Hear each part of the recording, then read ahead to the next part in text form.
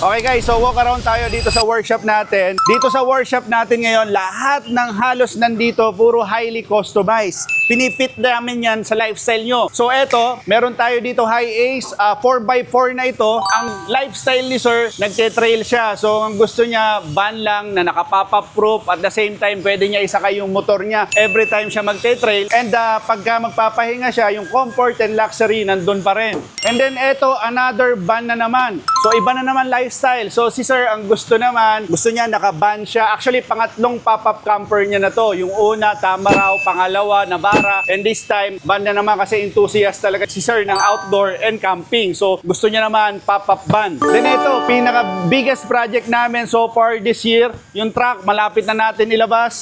Then yan, si Elite Series. At eto, kung mahilig kayo sa camping, follow nyo si Wonder Tribe.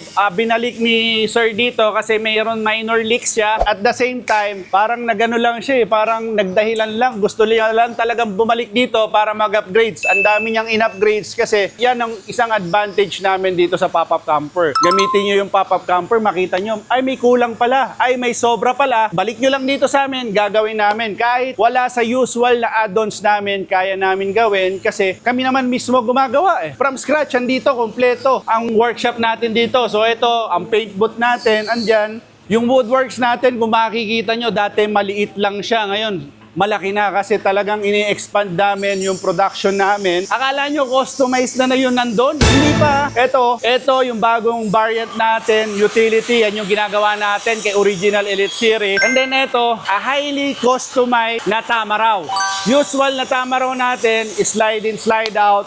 Ito, ang daming request ni sir. Kasi si sir, hindi typical na outdoor enthusiast. Hindi rin typical yung lifestyle niya. Kakaiba talaga. So ang gusto niya, lagyan ng motor, pwedeng passenger, pwedeng gawing pang-camping, at the same time may access sa cabin. So sabi nga namin sa inyo, hindi kami gumagawa ng may access sa cabin, pero pag gusto nyo talaga, pwedeng-pwede. At the same time, limited yung height ng parking niya. So sabi niya, sir, limit lang tayo sa 2.4. Sabi naman namin sa inyo, walang imposible dito sa pop-up camper. So yan, ginawa namin ang paraan. And then we have yung mga regular na pickup natin doon. Si sir, ang gusto niya, limited height. This one, etong Tamaraw naman na to, ang gusto ni sir talagang full RV, bruskong brusko. Kung makita nyo, abangan nyo yan paglabas. Etong pickup na to, yung dating nambubudol sa akin, si Car Scoot, siya naman ang nabudol natin. Abangan nyo din yan, lalabas na yan. Grabe, nakakapagod umikot dito sa workshop natin. Napaka-busy talaga nila, kaya talaga ako masarap ang buhay ko So, ayan, makikita nyo, dati raw lang yan.